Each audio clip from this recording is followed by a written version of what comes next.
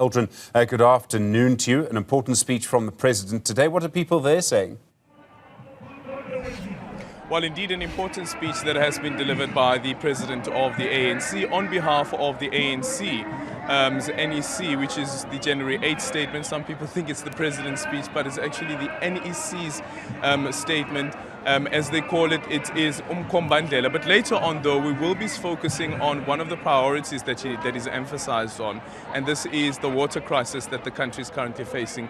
There's a lady that we spoke to a bit earlier on who spoke about how many years that they've been into this informal settlement called Winnie Madikizela, Mandela actually, and for the past 5 or so years, they haven't had any running water. So we'll be bringing that conversation with that lady in the next short while. But let's quickly bring in Asanda Washeng. Asanda, very good morning to you. Thank you so much for making time for us this afternoon. 6 priorities that have been listed by the President of the ANC, and number 1 is renew or perish. What's your take on this? Thank you so much for having me. I think it's, it's not surprising that they're talking about either renewing or perish, because that is exactly where they are. They must find a way to reconnect to the people, to reconnect to the voters, and as he said, to rebuild the branches that seem to be defunct structures as things stand. And they must figure out a way to renew themselves, or this could be the funeral essentially of the ANC that's happening here. But I think, what's been interesting for me to observe is that initially there weren't that many people at the venue, but as time went, it was quite packed, and there were quite a number of people. So the ANC does seem to still have quite a bit of support in the people on the ground. And I think if you look at the number of people who came out to vote in the last election, one of the biggest issues is that those who do support them didn't make it to the polls compared to those who support other political parties. So if they could get their house in order, get their branches in order, they might just be able to surprise us. But if they continue as they have been, they're definitely going to be, giving us their funeral speech in 2029 instead of giving us their speech about revival. Yeah, but even if we look at that, if you look at the number of people that have come out here, and that's the thing about sometimes looking at party hopefuls and the rank and file that come out to support a party at any given event, is whether that actually does translate into votes. Here in the Western Cape, for instance, in 2019, was it what the ANC got now in 2024, actually 19.55% of the vote. And that was the previous election cycle, it was at 28.63%, and the election cycle before that, it was at 32.89%. So instead of actually growing in the Western Cape, the party support base keeps on declining. Yeah, I mean, I thought about that a lot, and of course, it's an indicator of a growing disillusionment, I think, in general with the incumbents, because we're seeing the same drop in the ANC, we're seeing the same drop in the DA, because although they retained the majority, they were at some point at 57%, and now they're at 54%. And if you look at the new parties like the Patriotic Alliance, like the Cape Coloured Congress, that are taking up that space, and we're seeing a shift, I believe, in South African politics and in who people believe are relevant. And one of the biggest problems with the ANC is that it continues to engage and spend far too much time talking about its past record and not talking enough or giving solid enough ideas about what it plans to do in the future. And the problem with failing so many times and giving people promises that you don't actually fully deliver on is that after some time they stop being interested, and they stop kind of listening and just looking at social media.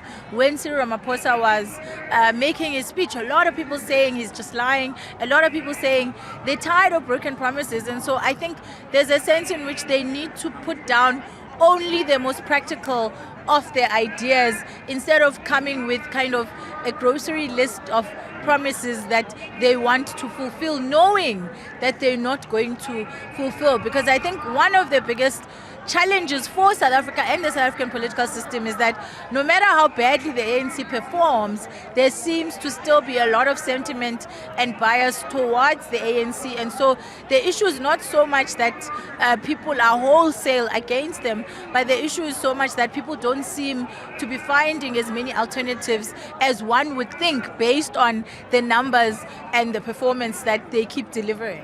Yeah, I want to quickly touch on this issue, water, the water problem. He says that the ANC NEC has now decided to take it to a national level. The water problem is a crisis in the country. Your take on this, and then after that we'll be speaking to Ntombikayise Leqani, who's from the Winnie Madikizela informal settlement in Delft. They have been complaining about this issue for years now, but it seems that now that it's actually affecting the middle class, that now it's actually becoming a crisis. Yeah, I mean, I think the issue of water is something that we've known as a country for the past 30 years. South Africa is a drought-prone country and is a water-scarce country. We've never been anything but. And we'll know if you lived in the Western Cape in 2014, the Western Cape had, a crisis that was, that had this province climbing towards day zero. And in fact, at some point, people even lost the free water that they were getting because there was basically barely any water. And so what's happening now at a national level, and in particular Gauteng, is just a replication of what has already happened. And you would think that the national government would have been paying attention and would have done everything it can to prevent the South Africa or the Gauteng and other provinces getting to where the Western Cape was, having seen the crisis and its detrimental effect in this province. And I think, what is disappointing, particularly on the issue of water, is that water is a non-renewable resource. Once it's gone, you can't bring it back. And so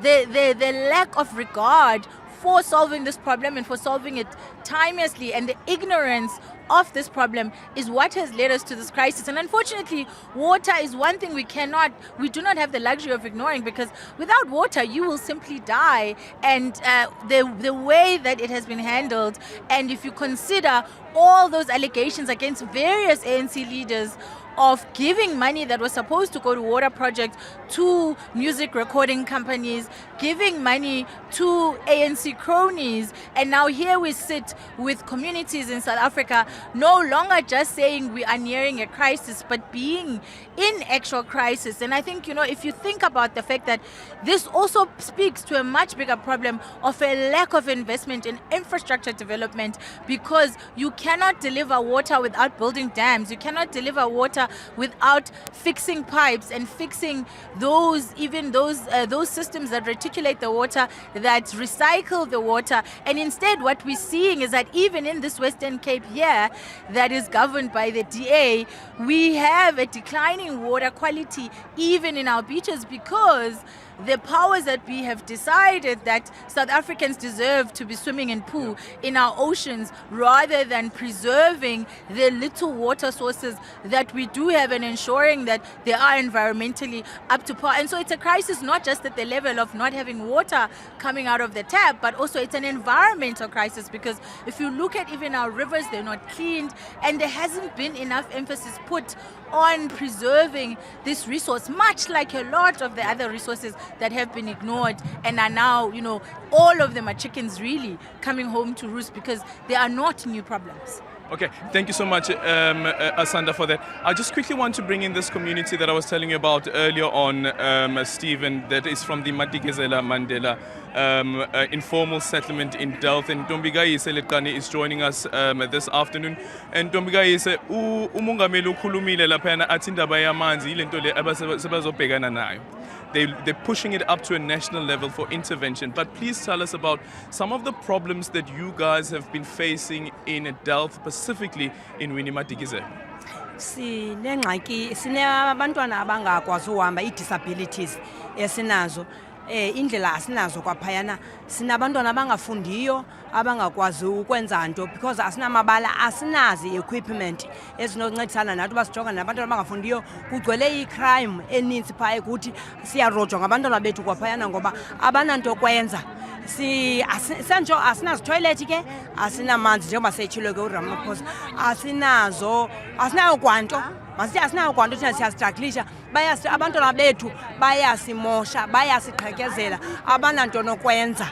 kuba uba besinento mhlawumbi sinekrishi ngesithatha abantwana bethu siba sekrishi uba mhlawumbi sinento ngaze sibe namabalanyana awethu singathatha abantwana bethu sibase kwenye ilokishi sinendawo enkulu phaa ehlathini ngesisama uba ugovernment makancethane nathi asinike ibhola sibe sikwazi utrain abantwana bethu asinike ii-equipments zokulima kukho abantu abalimayo phaa nam ndiyalima asinazo uba singafumana phi into zolima into zoncedisana nathi siyasokola siyastrugglisha sinabantu abangenamilenze nam nomntu ongenamlenze naye osandofika phaa kum ngenxa yeswekile asiyazi uba singamsa njani funeka simthwale simsendleleni indlela yethu urongo nje. Yeah. And these are the issues, thank you so much, Ma. These are the issues that have been raised even by the president in that ANC NEC statement. Remember the issue around what do you do with children and people who live with disabilities? How do we ensure that they also play part in the active economy and be active in the formal economy? Then there's the issue around job creation, of course, and the president emphasizing there once again that the NEC has said that they will prioritize, amongst others, to ensure that people who are above the age of 35 also find jobs. So creating jobs for people who are no longer youth. And some of these people are people that have been suffering from what has been termed long-term unemployment. People who have never, ever worked in their lives. It's back to you, Stephen.